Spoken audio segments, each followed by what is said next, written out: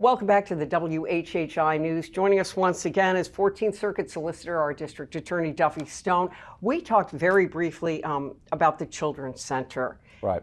Tell me, what is it? What does it do? Children who are sexually assaulted there needs to be a couple of things that happen. One is a physical exam, which is for not only the child's health, but also to gather any evidence that may be on the child.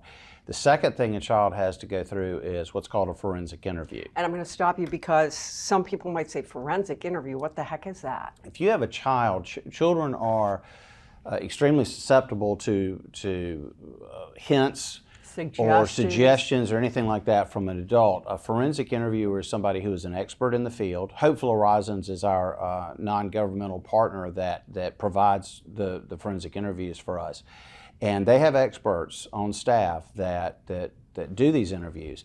And so they're able to go into a room with the child, talk to the child, get the full story from the child without suggesting or without no leading. They're just trained to do open-ended questions or no leading questions. It's an art form, and it's something that an expert has to do. You do need the training, but now this is done in a room. Is it videotaped? It is for evidence purposes. It is, and so the video has to be running. There's a special room. There's to the point of there's a certain paint color that you have to have in the room, and there are no distractions. Things like that. Parents are not allowed in there with their child. No one goes in except for the forensic interviewer. And the good thing about the Children's Center and why we built it was, and when I say we, I had Aaron McGuire in my office and Michelle Frazier literally built a good bit of the center itself, making it child-friendly and things like that. But we had Kiwanis, we had a lot of support from the community. Zonta, we had a number of groups that came in and helped us as well. But the point is, before we had that center, children who were sexually assaulted had to be driven to the Medical University in Charleston.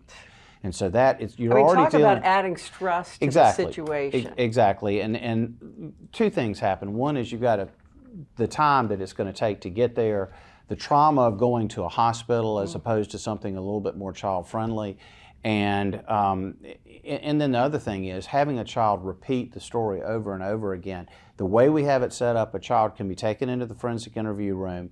They can have the interview done. That can be closed-circuited into a conference room where our forensic nurse is watching. The investigator can watch, and then when she does the exam, she doesn't have to ask the same question. Isn't that good? So you're not putting that young person through it 4 times. That's right. That's right. Wow, isn't that great? What else can you tell? How many children have been served? Do you have any numbers yet? We opened in October of 2019. We've had well over 500 children that have gone through the center. They've had exams by our nurse, and our nurse she just got her full certification as a sexual assault nurse examiner. And I mean, there has to be a certain, I would imagine, approach.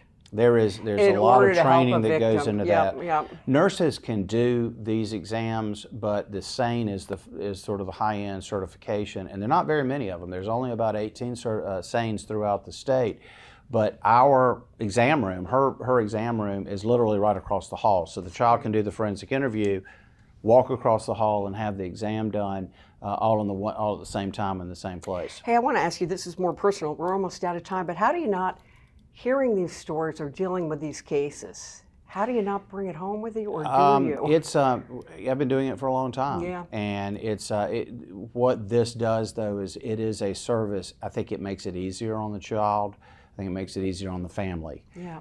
And I think it's something that we're particularly proud of that we're able to do. And the only one here in the state.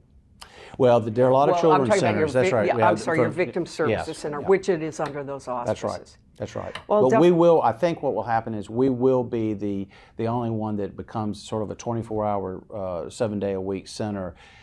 She is now getting training to be able to do all children, even the extremely young children. Yeah. House member Bill Herb Kurzman helped us set that up with the Medical University, so that's going to be an expansion of the program.